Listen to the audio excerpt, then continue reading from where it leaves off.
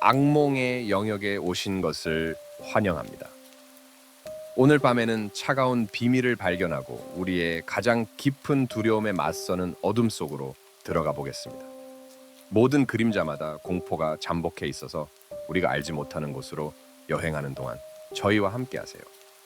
밤이 끝난 후에도 고동치는 경험을 준비합니다.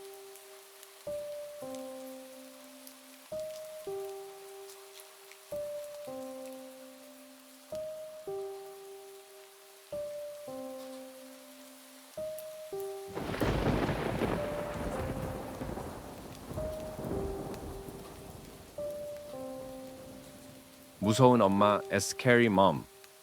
어느 작은 마을에 한 가족이 살고 있었다.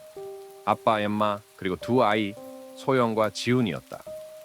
이 가족은 겉보기에는 평범해 보였지만 그 집에는 사람들이 모르는 어두운 비밀이 숨겨져 있었다. 엄마는 항상 완벽한 모습이었다. 깨끗하고 깔끔한 집안, 완벽한 요리, 단정한 외모까지. 그러나 그녀의 웃음 속에는 알 수 없는 공포가 숨어 있었다. 아이들은 엄마의 눈빛을 마주칠 때마다 얼어붙는 듯한 느낌을 받았다. 엄마의 눈은 마치 깊고 어두운 구렁텅기처럼 보였다. 어느 날 밤, 소영은 잠에서 깨어나 물을 마시러 부엌으로 갔다. 어둠 속에서 엄마의 낮은 속삭임이 들렸다.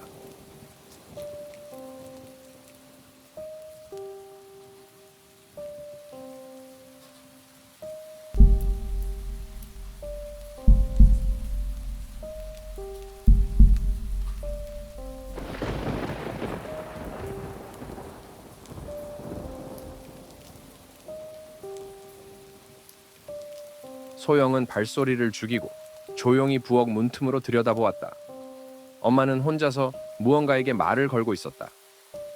더 이상 못 참겠어. 네가 시키는 대로 할게. 소영은 소름이 돋아 재빨리 방으로 돌아갔다. 다음 날 아침, 소영은 동생 지훈에게 엄마의 이상한 행동에 대해 말해 주었다. 지훈은 처음엔 믿지 않았지만 점점 엄마의 행동이 이상해지는 것을 느꼈다. 엄마는 자주 혼잣말을 했고 종종 이상한 표정으로 웃었다. 아이들은 두려움에 떨며 아빠에게 이야기하려 했지만 아빠는 언제나 바쁘다는 이유로 무시했다. 몇 주 후 아이들은 집안에서 기묘한 소리를 듣기 시작했다. 마치 누군가가 벽을 긁는 듯한 소리였다. 그 소리는 밤이 되면 더 심해졌고 아이들은 잠을 이룰 순 없었다. 어느 날 밤 지우는 소리에 이끌려 거실로 나갔다. 거실에는 엄마가 서 있었다. 그녀는 벽을 향해 무언가를 중얼거리며 손톱으로 벽을 긁고 있었다.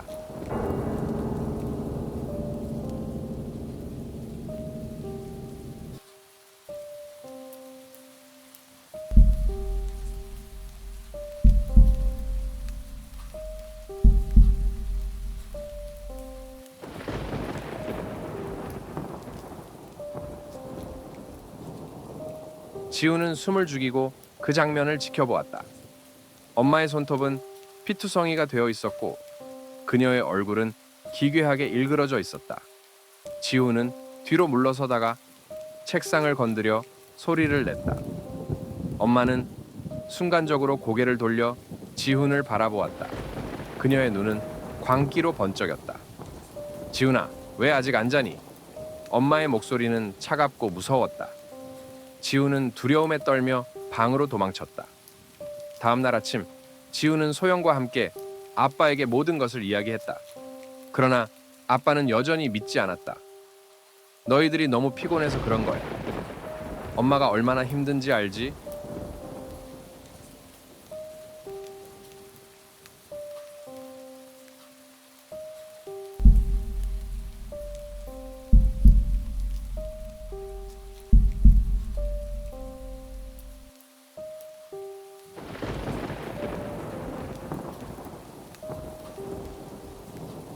스트레스를 많이 받아서 그런 거니까 이해해줘. 아이들은 실망했지만 더 이상 아빠에게 의지할 수 없다는 것을 깨달았다. 그들은 스스로 문제를 해결하기로 결심했다.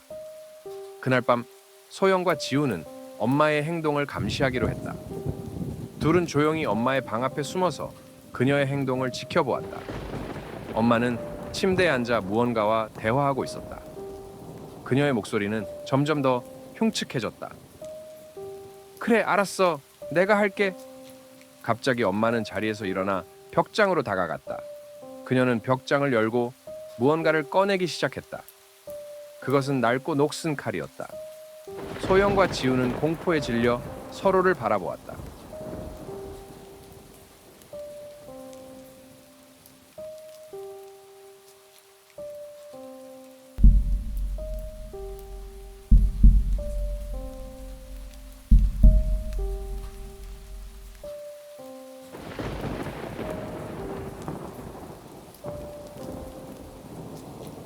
그들은 지금 당장 이 집을 떠나야 한다고 결심했다.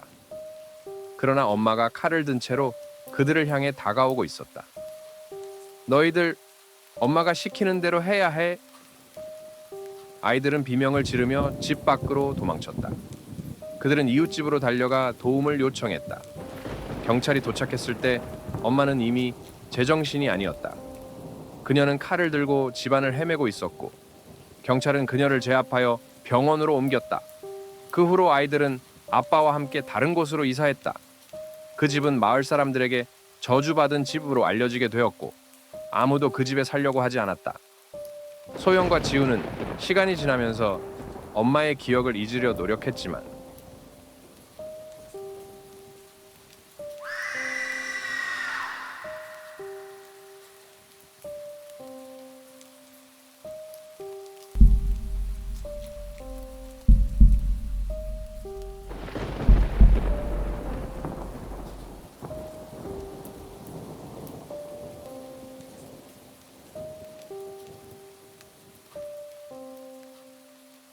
그날 밤의 공포는 결코 잊을 수 없었다.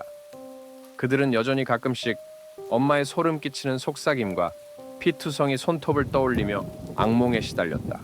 그리고 그 집은 영원히 그들 마음속에 깊은 상처로 남았다. 그러나 시간이 흐르면서 그 악몽은 점점 더 생생해졌다.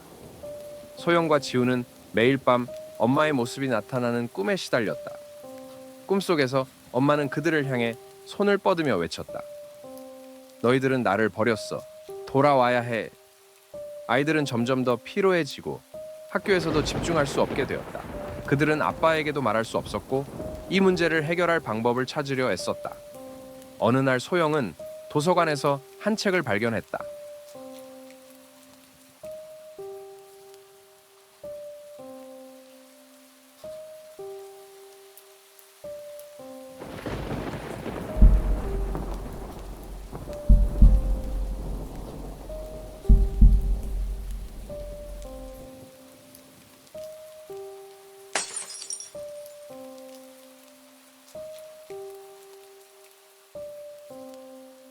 그 책은 오래된 주술과 저주에 관한 것이었다. 소영은 그 책에서 자신들이 겪고 있는 일이 단순한 악몽이 아니라 엄마에게 걸린 저주일지도 모른다는 생각을 하게 되었다. 그 책에는 저주를 풀기 위해 필요한 의식과 준비물이 상세히 설명되어 있었다. 소영은 지훈과 함께 저주를 풀기 위한 준비를 시작했다. 그들은 필요한 재료들을 모으고 책에 나온 대로 의식을 준비했다. 의식은 한밤중에 저주가 시작된 그 집에서 행해야 했다. 그날 밤 아이들은 두려움을 이기고 다시 그 저주받은 집으로 돌아갔다. 집은 여전히 어두운 기운에 휩싸여 있었고 마치 그들을 기다리고 있는 것처럼 느껴졌다. 소영과 지우는 용기를 내어 집 안으로 들어갔다. 그들은 거실 한가운데에 의식을 위한 도구들을 놓고 책에 나와 있는 대로 의식을 시작했다.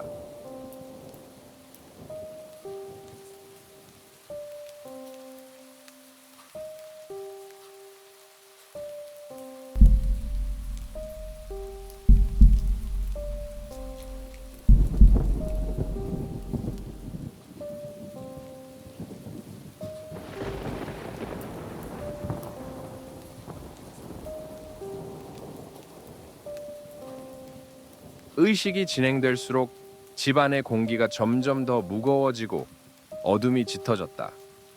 그리고 마침내 엄마의 모습이 나타났다. 그녀는 그들을 향해 손을 뻗으며 울부짖었다. 너희들은 나를 버렸어. 나를 구해줘.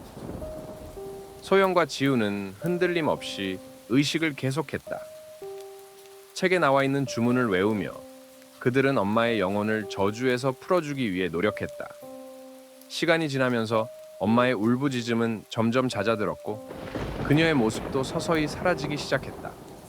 마침내 의식이 끝나자 집안의 어둠도 함께 사라졌다. 소영과 지우는 무거운 짐을 내려놓은 듯한 기분이었다.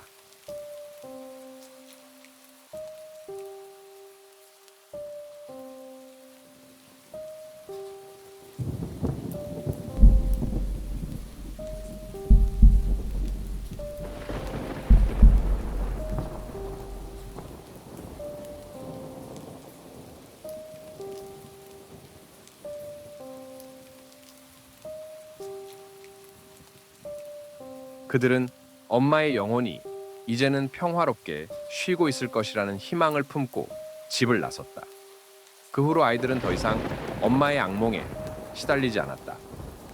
그들은 점차 일상을 되찾았고 서로를 위로하며 앞으로 나아갔다.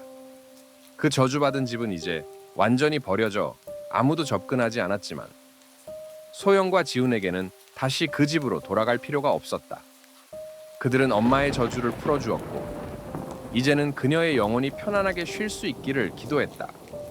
그들은 함께 어려움을 이겨냈고 그 경험은 그들을 더욱 강하게 만들었다. 소영과 지우는 서로를 의지하며 앞으로 나아갔고 엄마의 기억은 그들에게 항상 특별한 의미로 남아 있었다. 그러나 그 사건 이후로 소영과 지우는 예전과는 다른 감각을 느끼기 시작했다. 그들은 특별한 능력을 가지게 된 것 같았다. 가끔씩 죽은 사람들의 속삭임을 들을 수 있었고 어떤 때는 그들의 형상을 볼 수도 있었다. 그들은 처음엔 무서웠지만 시간이 지나면서 그 능력을 받아들이게 되었다.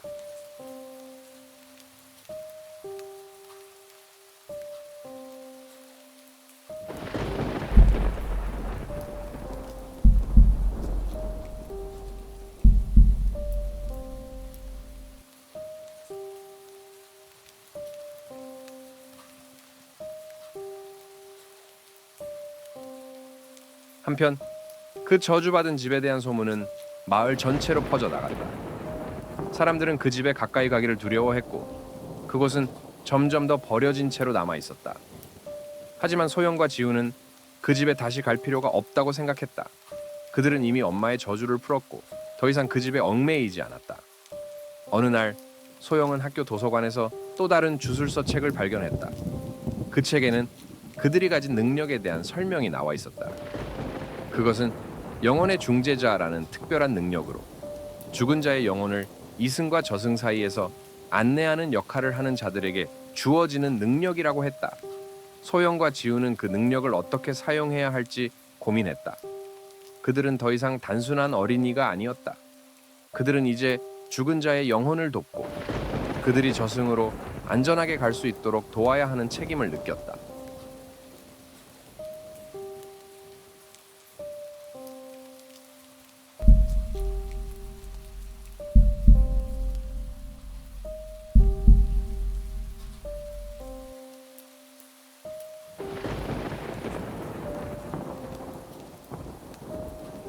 그날 밤 그들은 또다시 꿈속에서 엄마를 만났다.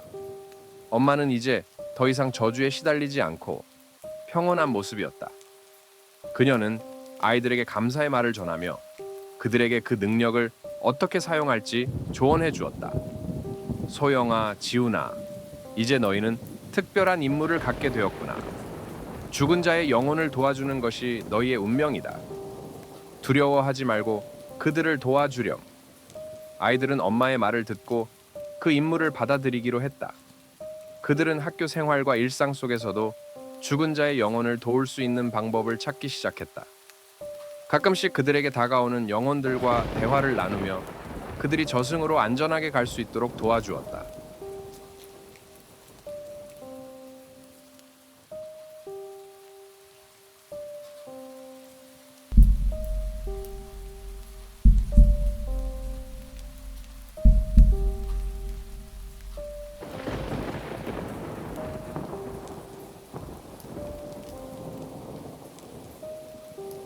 소영과 지우는 그 능력을 사용해 많은 사람들을 도왔다. 그들은 서로를 의지하며 언제나 함께였다. 그들의 능력은 점차 알려지게 되었고 많은 사람들이 그들을 찾았다. 사람들은 그들에게 도움을 청했고 그들은 그 요청에 응답하며 영혼들을 도왔다. 그렇게 시간은 흘렀고 소영과 지우는 성장했다. 그들은 이제 마을에서 영혼의 중재자로 알려졌고 많은 사람들에게 존경받는 존재가 되었다. 그들은 엄마의 저주를 풀어준 것에서 시작된 그 여정을 통해 많은 영혼들을 구원하며 그들의 삶을 의미 있게 만들었다. 그리고 어느 날 그들은 엄마의 영혼과 다시 만났다. 그녀는 이제 완전히 평화롭게 쉬고 있었다. 그녀는 아이들에게 미소 지으며 말했다.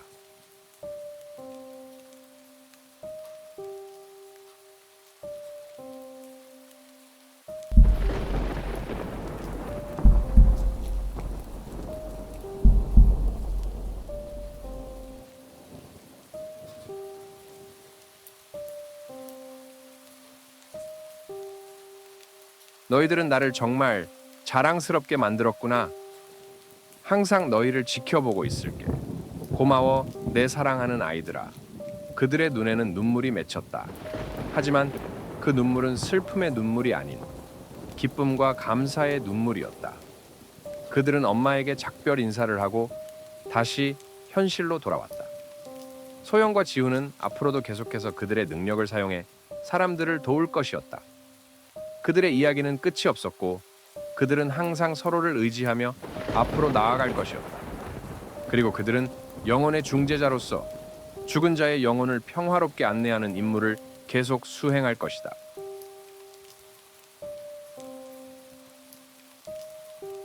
여러분이 우리와 함께 어둠에 도전하길 감히 한다면 더 많은 무서운 이야기를 구독하고 초자연적인 경험을 공유하는 댓글을 남겨주세요.